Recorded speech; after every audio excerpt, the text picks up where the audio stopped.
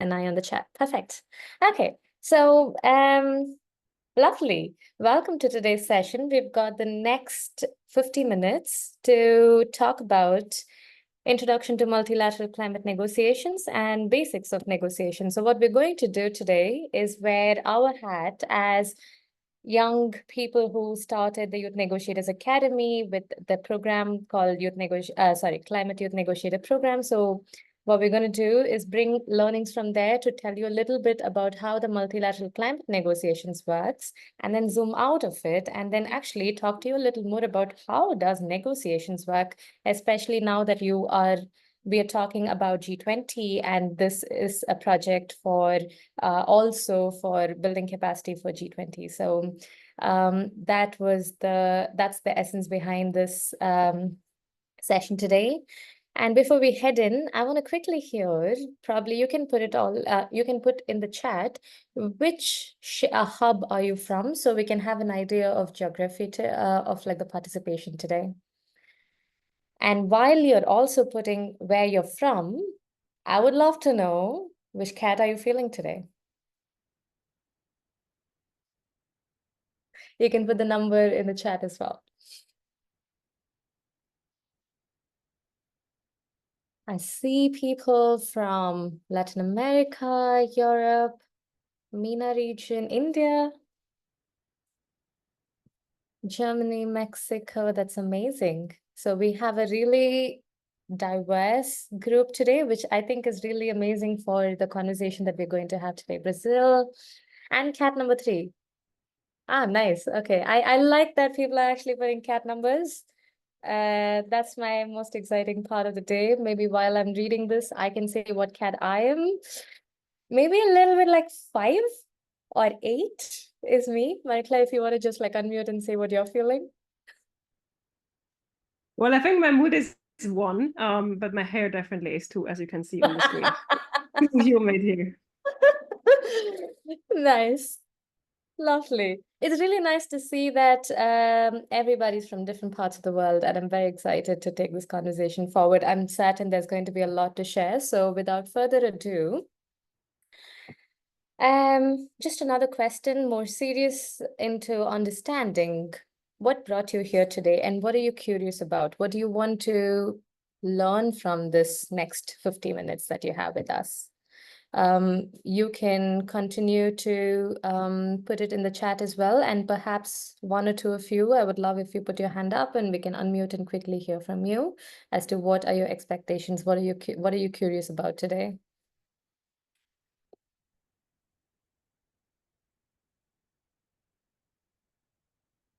I still see some cat inputs, but I'd love to hear about the next question.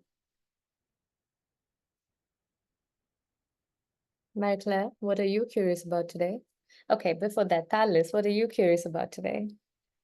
Okay, I'll get things started here. I'll be curious to hear more about the work that you both do with your organization and how you navigate this international events, and how could people here be more let's be more confident in those spaces, also coming from the youth background that we all have here.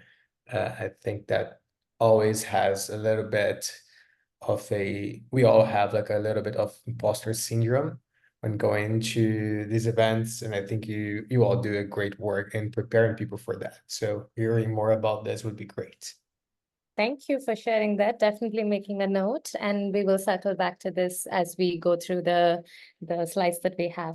And Chuko, over to you. If I hope I pronounced it right. Sorry. Please apologies if I did not. No worries at all. You pronounced it perfectly. Thank you so much. First, just thank you for the opportunity to attend this session. I attended a Generation Restoration event at our session at the Global Shapers Annual Summit, and that was a huge insight into a bit of the work you do, but I'm curious to know more. 2 things that I would also be curious to know, and I think this is reflective of a lot of young people that attended the session, but also are right now becoming very climate aware as we are coming out of SB60 and entering COP29 is, at least from my region, how, as we see the landscape of climate finance, how do countries that are not really represented in the climate finance landscape do that in a meaningful way? And how do youth participate more? How can we get more places for youth at these summits? And how to become a youth negotiator for your country or for, just getting that insight would be great. So thank you so much. Thank you. Thank you very much for sharing that. Definitely right up our alley to actually answer these questions. And if you have any other things that you're curious about, continue adding it in the chat. And we have multiple people who are going to be like monitoring it. So we will also take it as things come in. I also see one more. How to better plan and budget across all time. Oh, that's interesting. It's a very interesting question for the governments, I would say. But going forward into the conversation today, I'm going to quickly take you through the overview. As I mentioned, you're going to get a little bit of introduction to the Youth Negotiators Academy, what we do, how are we supporting young people, how are we changing the participation landscape for youth as decision makers in the multilateral decision-making space itself. Then we're going to go a little bit into larger, what does climate negotiations look like? So it's like a case example. So you understand in general negotiations, and then in each process it being very different. And then stepping out a little more to say, okay, what are essential negotiation skills as a starter, right? Like, so those are the things that we're going to be talking about today. And I'm going to give to Marie-Claire at the moment before we go into the introduction to Youth Negotiators Academy. Absolutely. Veena, can you go back to the picture? Just go one slide back, because I think it's beautiful to have some pictures here, because very often when we talk about these complex processes, it feels kind of like very far apart, and ultimately something which is really tangible, right? I mean, we talk here about the future policy frameworks when it comes to climate. So we thought we start a little bit with the challenges, because the space is full of challenges and barriers, and we show a way how we can overcome them. We sincerely hope that this will also open up doors and new opportunities for you to come into the space. But so, I mean, maybe to start with, I mean, great that you already arrived at the call, because it's the first step to get one step closer to these multilateral processes, because very often, unfortunately, the governments come and there are not that many young people there, and also not that many diverse representation. Some of the shapers are increasingly more and more shapers are actually participating, but it's not enough. And many more of us need to be there.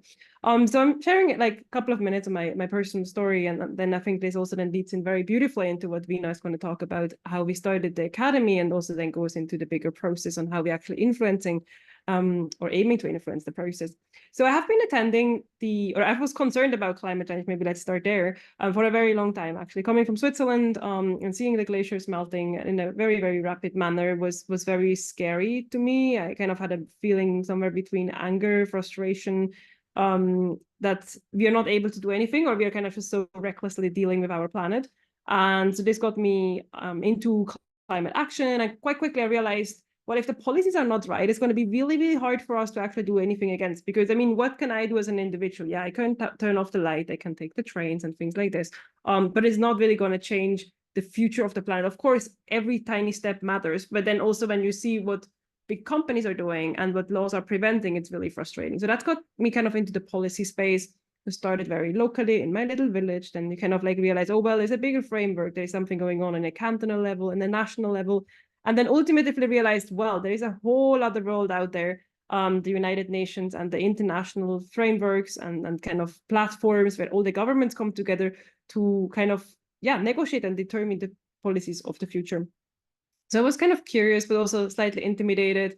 We talked before about the imposter syndrome. I mean, like everything all together, and kind of then through a Swiss NGO. So this is the first way how you can actually participate. There are different NGOs, they have accreditation, and that's how we can kind of get a badge, and the badge is basically kind of your entry ticket. You see this, for example, on the picture of Veena, which is holding the microphone. You see like a little badge there. Also in other pictures, you see like the badges. That's like kind of your entry card. So this NGO was giving me such a badge and trained me very well. So I went to the first COP and I was like, okay, now I read all the documents. I got through this, like, a whole weekend of training. I learned so much. I was like, okay, I'm going to nail it. Like, I'm just going to say something and everyone will listen to me and it's going to be a brilliant experience. Well, it was not exactly this way. I was completely overwhelmed. I didn't know what I'm doing. I didn't understand probably 90% of what is talked about. Noting while English is not my first language, the language there which they're speaking is quite different. And so even if you're fluent in English, it might be very, very hard to follow the conversations. Not only are they speaking like sentences of abbreviations, but also it's highly technical, and kind of like which word and which tonation of the word you're using matters a lot in the negotiations. So I came out of 2 weeks of an experience of my first climate conference back in 2017, being super frustrated, really depressed, like I'm just never ever going back. Well, there are some people you get friends with and they kind of like call you back, and then you kind of like slowly start again. A year later, I went back because they asked me to mentor the new kind of like young people coming into the space. I was like, okay, good, well, I'm going. And it went already a little bit better. But unfortunately, I didn't get like a really in-depth training. And I think that's kind of like some of the challenges. There's a huge lack of knowledge, a huge barrier to kind of meaningfully engage also throughout the year.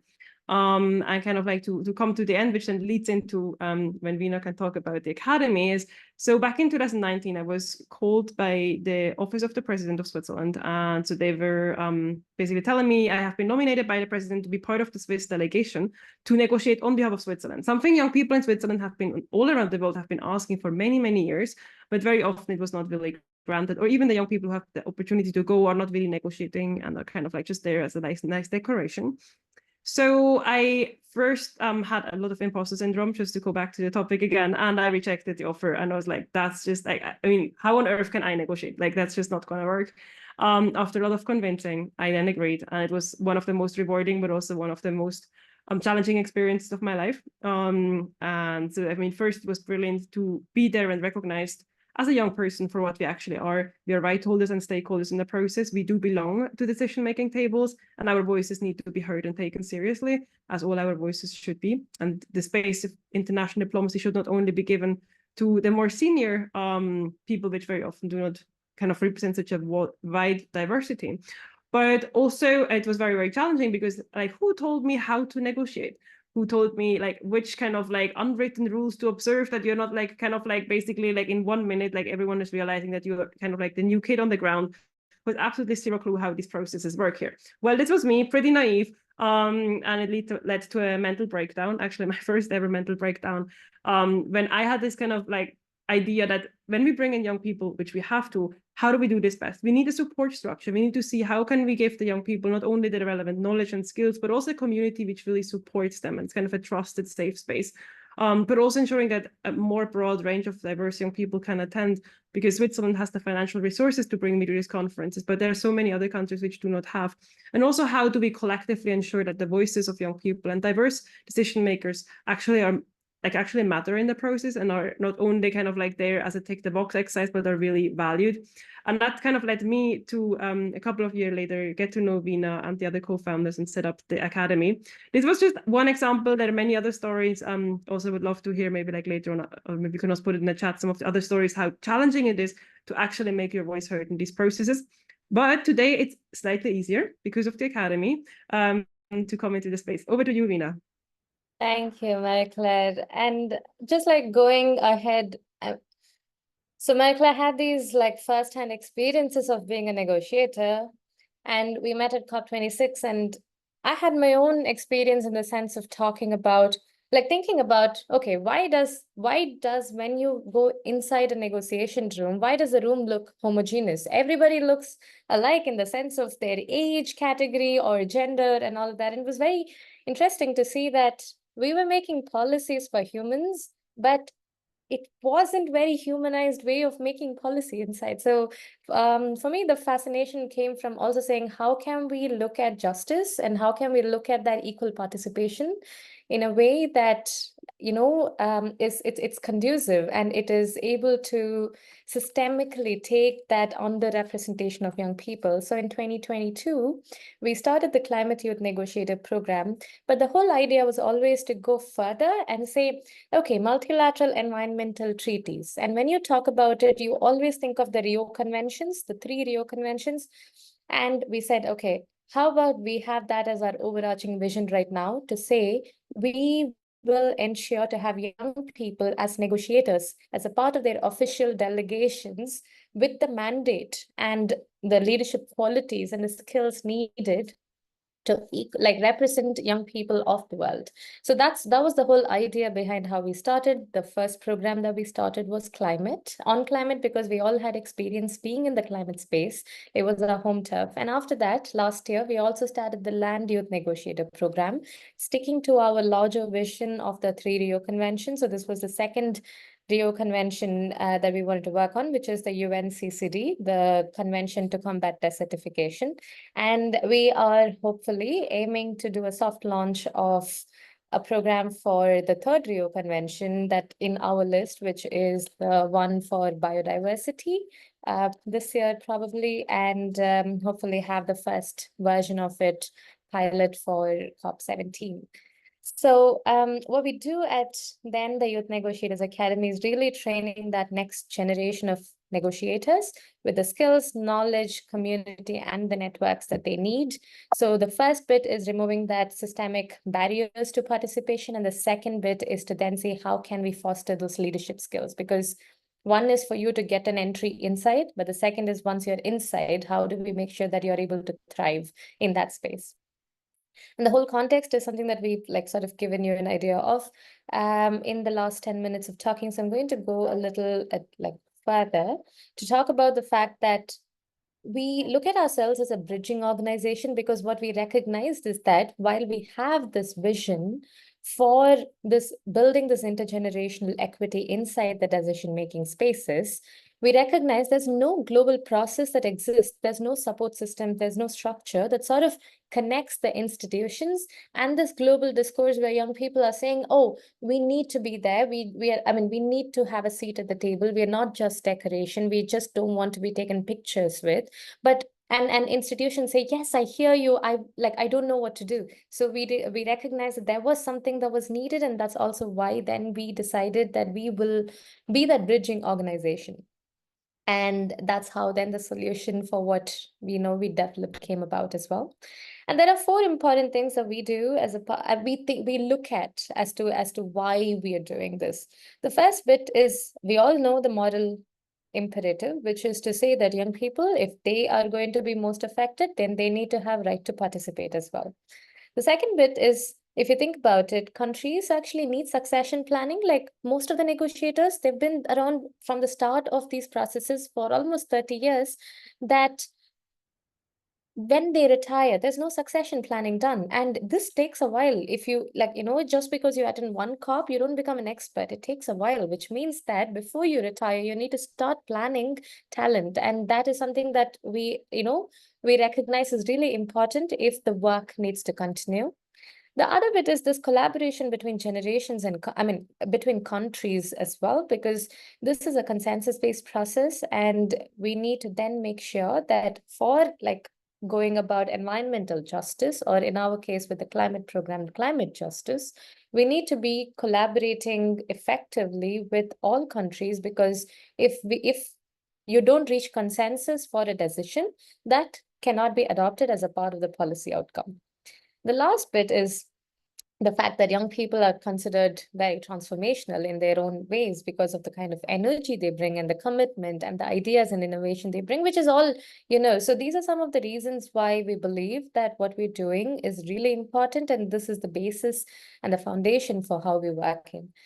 And what we do, very briefly, we've already explained, but for you to have a more pictorial representation. So there are 2 elements to what we do, which is, one is removing that systemic and practical barriers to young people's participation in decision making. And we take that through supporting young people through travel and subsistence grants. And the second bit is doing advocacy with countries for intergenerational equity building inside their negotiations, how we then do a country relationship management, and how we sign these agreements with these countries. So these are some of the advocacy parts of our work. And the other side of it is to see how are we building and developing those visionary negotiators. And for you to have those leadership skills, what do you need? We need to build capacity for you, not just the technical and thematic skills, but also softer skills. How do you negotiate? How do you have confidence? How do you not break down when you're there with like in such high intensity pressure? And the second element of it is the community and network, because you want to be an effective leader, and this, especially within this space, what matters sometimes is who you know more than what you know to impact and push for the outcomes that you're looking for. Therefore, you having that trusted community and that network to influence is a really important element, which we then try and support through the work we do and the kind of sessions we run within the program itself. So I have kept in a way, this is a nutshell introduction to the program. And if you have any questions, I would love for you to sort of like put in the chat, because we're anyway sort of keeping 10 minutes at the end to have all of the questions taken. But if you have any questions, you can also put, and we'll see how we can answer it in the subsequent time. Before I go ahead, Marie-Claire, I wanted to check if you wanted to share anything else about the YNA before. All right. Okay, that sounds good. Then we're actually going to come to the second part of today's conversation, which is just giving you a nutshell introduction to how does multilateral climate negotiations work. The reason why we wanted to take this as a case is because every negotiation, every multilateral negotiation works in a very different manner, but it all has a similar crux as to, okay, what is the decision-making body? Who are the actors? And, how are these processes done? How are these conversations done? What is the next step? So everything has these structures, but every negotiation, every multilateral negotiation has its own way of how it proceeds and what are the thematics discussed. So this would be a beautiful way for you to understand how climate works, but in general, then to recognize what are the elements of other multilateral negotiations. How do you go about understanding the others? So we're going to start off over here. And I thought it would be really good before we go into how the process works to really understand what does climate change, what is the kind of climate change that we are talking about when it comes to these multilateral negotiations? If anybody has an answer, I would love to quickly hear it. I've also put it over here, but if you're not reading, then put your hand up and I would just quickly take an answer, or you can also put in the chat. Because we know that climate change has been happening for millions of years. Like, it's normal, it's natural, it's a phenomena. Therefore, when we talk about climate change now, what exactly are we referring to? Yes, Hugo. Go ahead, please unmute yourself. Yes, can you hear me? Yes. So I have a slightly different definition in my head, or what I've learned. For me, it's the persistent change in weather patterns over a long period of time, so over 30 plus years. So while it's very easy to measure weather, climate is more long-term, and it's those long-term changes that we're measuring with climate change. Thanks. Absolutely. No, you're completely right with that definition of climate change and climate in general. And according to the UNFCCC, the climate change that we are trying to talk about is that anthropogenic climate change, which is the human-induced climate change. So that is the predominant, the most important thing for us to recognize over here, that the change that is occurring, the pattern that we're seeing, the pattern changes because of human activity and the way that we are living, our lifestyle, our economic growth, all of that is adding to, as footprint to the global atmosphere. So that is the climate change that we're talking about. So I'm going to directly get you into the deeper crux of how these, how a COP looks. Because so before that, sorry, I wanted to say that as a part of these multilateral climate negotiations, all countries that are party to the UNFCCC, which is the convention that is working, or that brings together all of the parties or the entities that are interested in climate and climate policy and climate multilateral agreements. So every year, the UNFCCC as a secretariat convenes all of the countries together at a conference, and that is called the Conference of Parties. So in the next few slides, you're going to hear a little bit about the Conference of Parties, because this is where most of the climate negotiations happens. But this is not the only official meeting where this happens. There's work that happens through the year, but this is one space where everything culminates to. And the UNFCCC COP, the trend, if you see, usually is an annual COP. So you see one UNFCCC COP every year. Last year was COP28, this year is COP29, next year you'll see COP30. And it is then hosted somewhere in the last quarter of the year. So it's between October, November, December, that's been the trend so far, if you see the last 10, 15 years of COPs. And this is predominantly where most of the decisions are concluded each year. But there are also other meetings, for example, the subsidiary bodies meeting, like Chigo, you also mentioned the SB60, which happened in Bonn recently in June. So there are also other meetings that happen, but this is one of the meetings that we're going to talk about. So when you enter a COP, at the moment, there are two different things that I would love to say location-wise. There are two types. One is called a green zone and one is called a blue zone.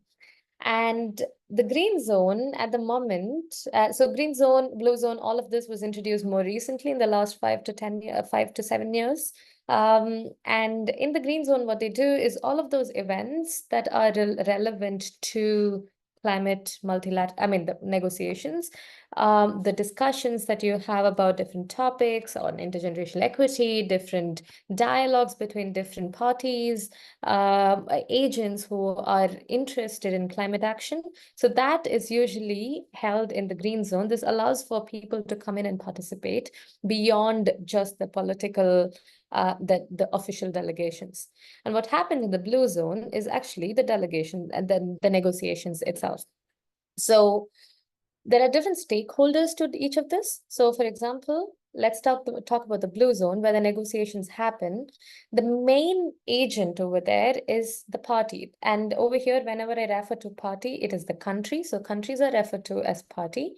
And if you're a part of the country delegations, you're a country delegate and you will have a different kind of a badge. I will go through how the badges look later. And to be a negotiator, you need to be a part of your country's delegation or a party delegate. And in the blue zone, then a negotiator undertakes negotiations, the different political discourses, apologies for the spelling correction over here, and then like really pushing for like consensus on different agreements. So all of this happens between a negotiator in the blue zone. And then others, other than negotiators who are there in blue zone, for example, me, Marie Claire, when we are sitting in the blue zone, we are these non-party or observers, and we generally do lots of political advocacy. We talk to the different UNFCCC constituencies and other groups that are trying to influence the negotiations. This like second bit of it, like I said, was the green zone part, which is mostly about events and like political advocacy, information sharing. Lots of times countries have these bilateral conversations so there's conversations between ministries and some private sector companies. So all of this happens in the green zone. So this is how predominantly the map is divided. So you can look at this as like, a drawing where, okay, you divide the whole space into two parts and then what different actions take place in each part of it. And we started touching a little bit upon the main stakeholders in the last slide. So the first thing I want to say about the stakeholders is first is the parties. So there are 198 parties to the UNFCCC. So total number of countries in the world is a lot more than that. Not all countries in the world are actually parties to the UNFCCC. So only if you're a party to the UNFCCC, you are then there at this COP, the UNFCCC COP. EU is one of the parties as well. So it'll be 197 countries plus EU. That's how you look at it. The second stakeholder is the UNFCCC Secretariat itself. That is that convening body that sort of like that brings everybody together and facilitates the negotiations. So it is a neutral body. And at the moment, the executive secretary is Simon Steele. The third big stakeholder is the COP president and COP presidency. Sorry, I am receiving a call. Okay. I hope you can still hear me. So the third big stakeholder is the COP presidency and the COP president. So last year, the COP was convened in the United Arab Emirates, and the COP president was elected then, and current COP president then is Mr. Sultan Ahmed Al Jaber. And the incoming presidency this year would be then Azerbaijan, and there will be a new COP president elected in November in the COP when it kicks off in November.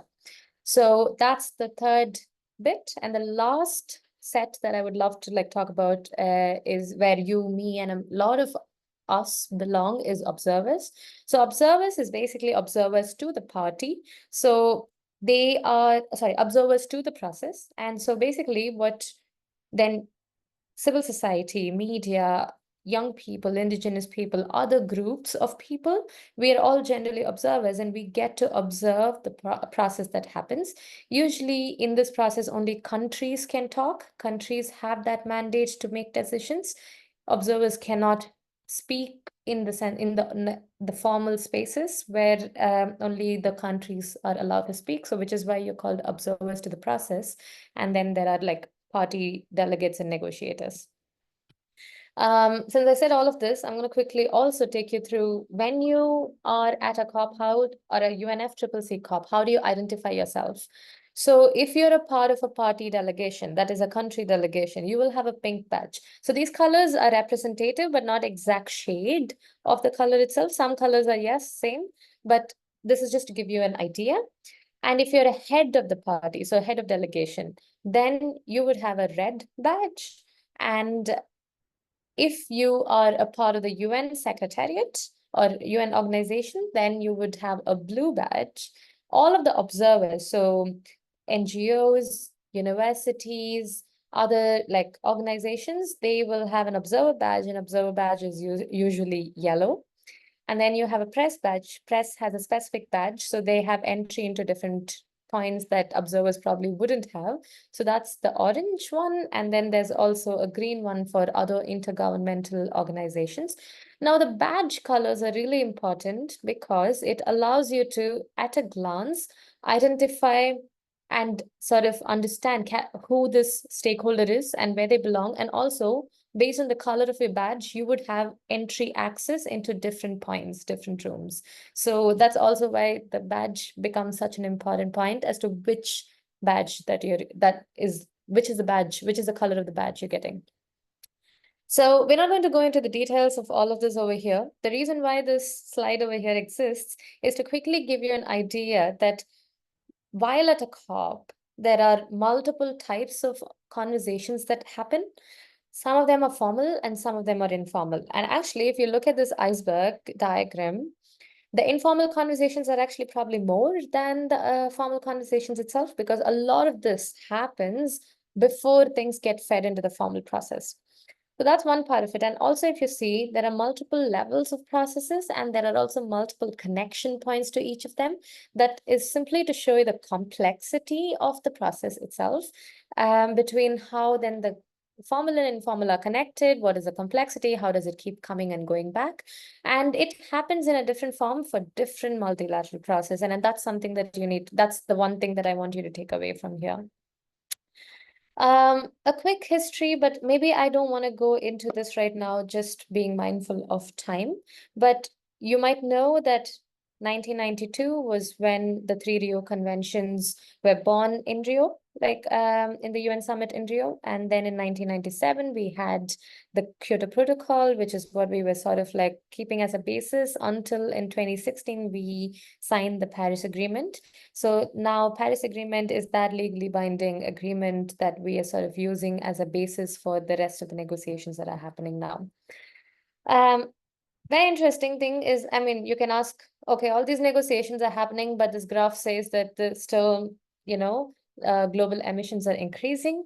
I mean, you never know what could have been the inclination of this graph if we were not negotiating, if we were not trying to bring these decisions at these COPs.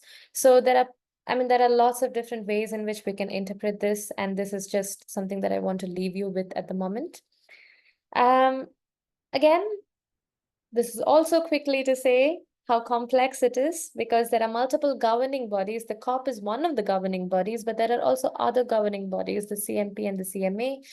And then you have the ad hoc bodies, and then you have the subsidiary bodies, and then you have the constituted bodies. So there are lots of different bodies that are a part of this structure, or when we talk about these multilateral negotiations, and each of them have their own agency, governance, structures, and how they feed into the final process. COP is basically the supreme decision-making body, and the rest of them feed into the COP. Last bit is to tell you what are the thematics. Somebody brought in on the climate finance as one of the thematics. So I wanted to quickly say that there are 3 big items that go as a part of the climate agenda, which is mitigation, adaptation, and loss and damage. And mitigation is simply to say, how do we mitigate? How do we stop something that hasn't happened before? So the emissions that have not gone into the atmosphere before, how do I stop it? Adaptation is basically when something has already happened, how do you adapt to that? That's like, how do you build resilience? And loss and damage is to say that there's already been a lot of losses and damages because of the kind of climate change disasters that we are experiencing. How do we mitigate? How do we help support when that happens? And then there are 3 means of implementation when it comes to how do you implement these agenda. And the first one is money. The second is building capacity, like what we're doing with you at the moment. And the third is technology, because no matter what, yes, technology does help in like progressing forward. So that's the 3 means of implementation. And those are the 6 components that are big, like largely then divided into subtopics. The last bit is to again just tell you that there are multiple lines. If you see multiple different lines, countries generally at any negotiation, they come in as a group because it makes it easier. If you have 198 different voices, it gets hard. But if you have smaller, like if you're grouping yourselves, then within the groups you can talk about different things and come as one voice. So you don't have to listen to 198, but you listen to 10, right? So that's why they group together based on different reasons, sometimes geography, sometimes thematics, sometimes like-minded economic status, a lot of different things. So, and countries as they group, they also have different complex dynamics. You can be a part of more than one group. So this is generally how then they sort of show up in the negotiations. I want to stop here, recognizing that we are a little short on time. Actually, yeah. let me comment, Veena, if there's a question on the power dynamics within the negotiation. That's exactly the slide I wanted for you to get to. So while all the countries actually, let me actually go like to the overview of the countries. This is beautiful. I can just explain it right here. So while all the countries are members, this has a veto power because they have to agree by consensus, means no one is objecting to whatever comes up. So like every outcome you're seeing at the COP has been agreed by all the member states and no one is objecting. So that's kind of like the fundamental. So every country is theoretically a veto power, not like in the Security Council where you probably have heard a lot about it in the past kind of months, where certain countries, for example, the US are blocking, and that's possible here as well. The US can block, but every other country around the world can also block. And the idea is that everyone comes together to a consensus. And while in theory, all the countries have equal amount of power, we already shared in the very beginning through my story, but also what Veena mentioned, like why we are actually doing the YNA through the morale is because we want to support especially smaller nations who are heavily underrepresented so that their voices are equally heard and taken serious on the international stage. And with this also have the opportunity not only to veto, but actually to contribute very meaningfully to the process.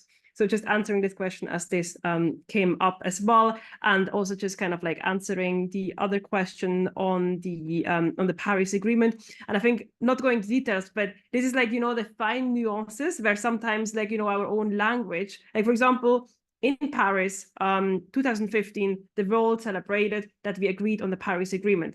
Well, the Paris Agreement, if it's just agreed, is not yet ratified. Ratification means that the countries need to then basically sign this into their national position. And only in this case, I think like it's 55 countries who are committing to over 50% of the carbon emissions ratify it, then actually it enters into force. And this was a world record, like a very, very short time between the agreement and then the ratification and how it's entering into force. So these are like a lot of small details, not going into details. This is like the basic. This is an introductory course. We can, of course, afterwards go into details, but there are a lot of these tiny words which matter a lot and which can really like screw us up sometimes because it's really challenging. But then let's go to the basics of the negotiation. You can just stop. Yeah, let's just stop here, Rina. Thank you. So, well, I mean, we have like a couple of minutes left. And I mean, why do we even negotiate? Like, why is there a necessity to negotiate? Well, if we would all agree on everything, there is no need to negotiate. So negotiation starts when there's a different position. For example, Rina prefers to go here and I prefer to go here. So we have to have a negotiation that we agree where we want to go together if we ultimately aim to go together somewhere. So basically a negotiation comes from a difference in position. And now we can go to the first slide, Rina. So there, for example, 2 people, they can also be 200, can be 2,000. In our case, as Vina mentioned, there are almost 200 parties and they're normally in groups, which makes it a little bit less complicated. And that's the reason why we have groups, because it's impossible to have 200 countries negotiating with each other. That's why we do groups, getting easier. You saw the slide before. Nevertheless, they're different position, as also rightfully pointed out in the chat. And then ultimately what we are negotiating is a distribution of climate finance, distribution of how much every country needs to reduce their emission, how much access they're getting for a specific kind of action they are doing, like how much support they're getting on the capacity building, on the technology transfer, on the finance, and so on. So all of this is the distribution between different positions. And ultimately, again, we need to come to the ground. And that's unfortunately, can go one ahead, Vina, is normally not working directly. And that's why it's very important when we look into negotiations. And that doesn't only apply to the multilateral negotiation, actually it applies to your everyday life. And also like this kind of couple of like 2-3 minutes I'm talking about is really for you also to take away. You can apply this in school, you can apply this with your new contract, you can apply this in your relationship, wherever needed. And this is like what's happening very often. People understand their own position. Like when I told you, like I was a terrible negotiator, I'm very naive. I had my own position, like it's 350 documents. And I was like, I'm going in there, going to fight for it. And then ultimately we figure it out. I have never dared to understand what other people think, what other countries' positions are. Why are they, like, why are they coming to their position? Like sometimes you have the most annoying positions. Like, why do they even have these positions? And there is a very silly example which I want to bring up, and it's like as silly that's you actually remembering it from the course. So when there are 2 kids and they are running to the kitchen, mom is there and she has one orange, both kids want to have an orange. What would be the most obvious solution to the mom? Kids running to the kitchen want the orange. Put it in the chat. What would mom initially do? What would you do if your friends come over, or if your parents come over and want to have the orange? Someone idea? Okay, so I got a message. Orange. It's one orange, yes. Okay, cool. I got a message in my DM. Split in half. Well, possible. There are other possibilities as well. What if now the mom asks their kids, or if you ask your friends, why do you want to have this orange? Well, maybe one kid will say like, look, I want to make fresh orange juice because I want to live healthy, like it's healthy, like whatever, like August months. And I really don't want to drink my Coke. I drink orange juice instead. And the other one is like, well, I want to actually make a cake and for a friend's birthday party. And that's why I need the orange peel. Well, splitting in half will basically make both of them waste half of it. So that's kind of like, not going like further into detail, you can ask like even like, okay, why do you want to drink the orange juice? Why do you want to bake a cake? We can go even more into it. But the whole idea is that through asking why, you can understand the position. And with this, you go to the bottom of the interest. Also, when Vina showed the iceberg model before, and very often, like, like in the top of the negotiations, kind of the plenary, what we are seeing in TV, maybe, that's just basically people stating their position. But that's not how we're getting to the actual agreements. The actual agreements, we only understand if we like really thoroughly ask why, have bigger understanding of the interest, and actually finding a common ground in the interest. And so we can really go around that we ultimately don't have a solution at all. Through the mapping of the interest, we are creating more options. And then based on these options, we can then, find, okay, like, well, maybe one kid wanted to like bake this cake, but maybe it's actually not even like enough time. The mom just suggests, why are you not just going buy a cake? Why are you not like making maybe like a kind of a rice salad? to bring it to your friend's birthday party, because everyone else will already bring a cake. Like, there are so many other solutions out there which you are not normally looking into if you just go from like, okay, that's the position. 2 kids want to have an orange and I have only one, split in half. But through the kind of inquiry of the why, going to the interest, kind of like ask even more, like when you get an answer, okay, why do you stand up for this? And that's exactly also what's happening in the negotiations. Maybe just to wrap up here with one example, where we had for 30 years, the countries have been asking, or many countries have been asking, especially like small island states, for a fund for loss and damage to kind of like compensate. And it didn't go through like until like 2 years ago, or 2.5 years ago now, where the countries, where there's like, we are not going to move if we are not agreeing that we have a fund. And so the countries had to really kind of go, because there was a huge disagreement, and so the countries had to really inquire like why and what options are there, that they ultimately agreed to have a fund. There was no money yet in there, but that was enough for the countries to agree. This was the kind of this glimpse of hope that this will then lead to an outcome. So this is something you can apply in your own life. We're not going into this slide. Let's just go to the questions, and if there is like very little questions, which I hope not is going to be the case, we can still cover this as well. But first, I know that I already answered a couple of questions. If this was not sufficient, we can talk about it, but otherwise just raise your hand if you can talk. It's always nice to hear some voices. Otherwise, you can always just put them in the chat. And yes, you can receive the slides, of course, and also we can put some additional links in there, so you can investigate on its own. Actually, there was one question which Chugon, you asked in the beginning. So how can you become a climate negotiator? So you said that you're originally from Nigeria, if I got this correctly. So for example, Nigeria is a member to the UNFCCC.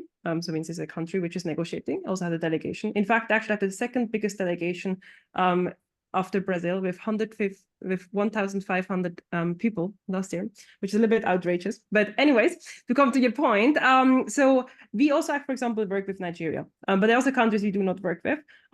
So we are reaching out to all the countries through the national focal point. The national focal point is from the government of every country to the UN, the person. We are reaching out to them, and we are offering them the program, so that is what we're doing. And then if the countries are interested, we are onboarding them through a process. They are nominating young people to us, and then they are joining for an initial 6 months program, as Vina outlined, and then ultimately 3 years kind of program where we are supporting the young people on their path to become negotiators and diplomats, and kind of really fully engage in this quite complex world, which we hopefully gave you a glimpse into. Yes, and also when we say 3 years, we run a training. So there's a fundamental training in the first year, then an advanced training in the second year, and the third is more of an alumni engagement, but it still has a lot of learning modules. So this is like, think about it like your bachelor degree. So you do your first year, second year, third year. First year, you have a lot of like the basics, and then you start specializing. So something like that.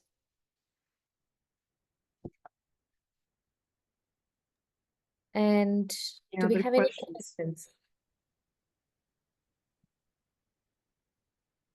Yes, please go ahead.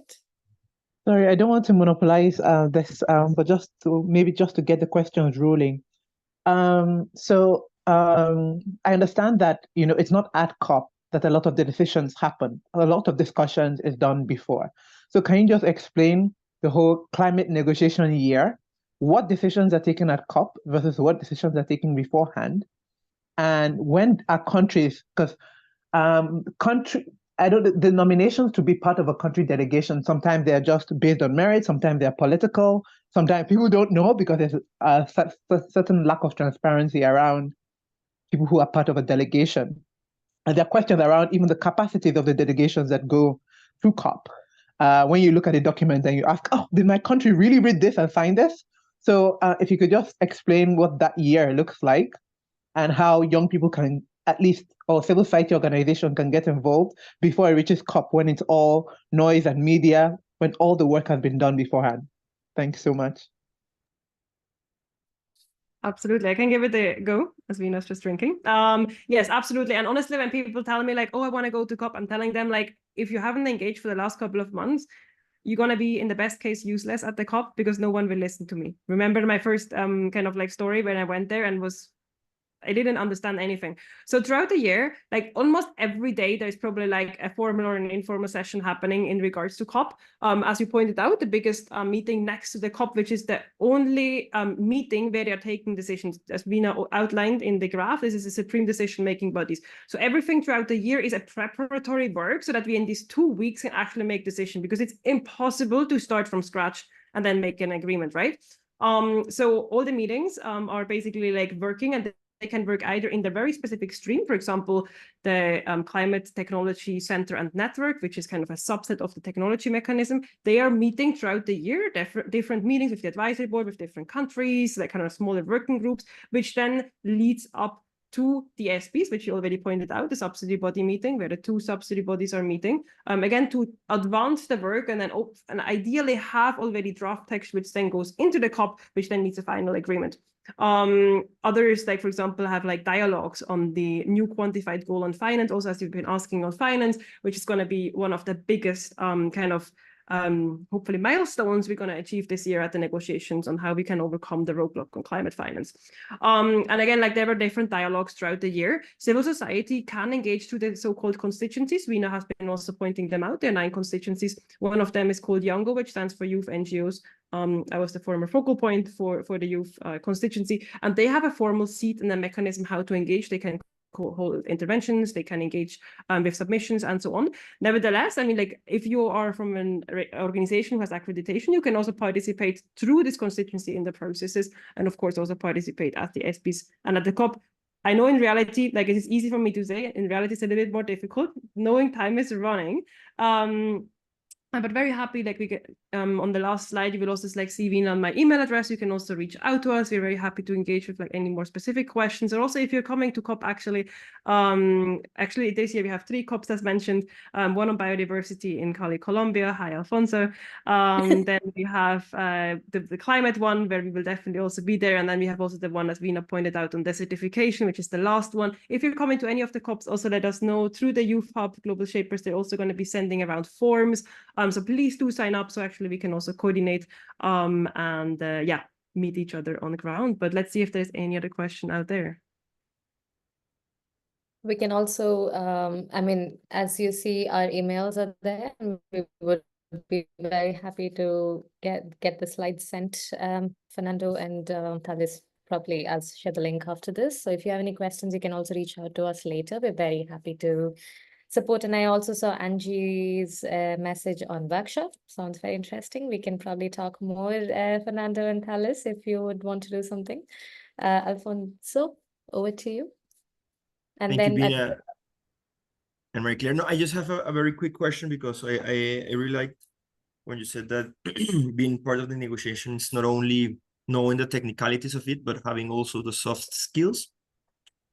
And I just wanted to ask, from your experience, perhaps, what sources or books or guides had helped you really well to build up those soft skills that you need in negotiations? Because from friends that have been there, they tell me it's sometimes quite aggressive and quite tough. So to build up that mental resilience in the negotiations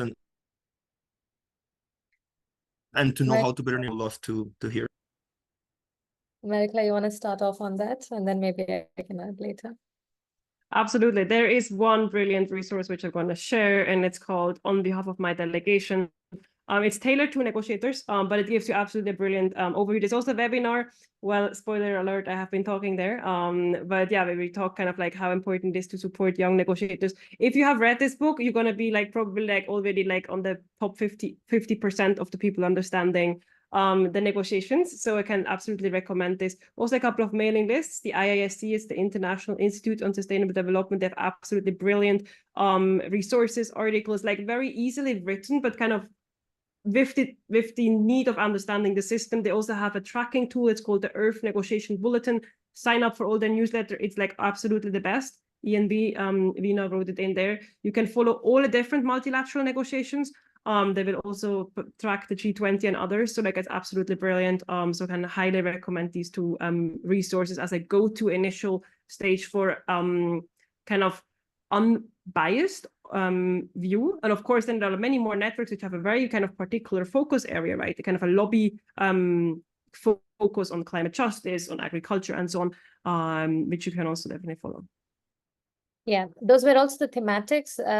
Alfonso, you asked about softer skills. I think that we do a lot of it through the sessions that we do on like confidence or communication, or how do you build resilience, and a lot of different things.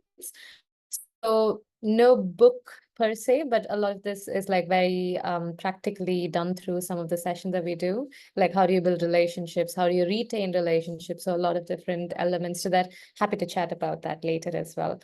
But I also recognize we're out of time. So I want to pass it on to Fernando to sort of close us for the day.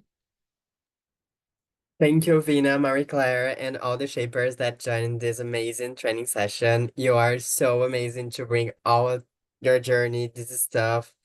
And we are going to share this record. So I know that some shapers joined some minutes after, some shapers dropped off it. So if you want, we can take a final picture.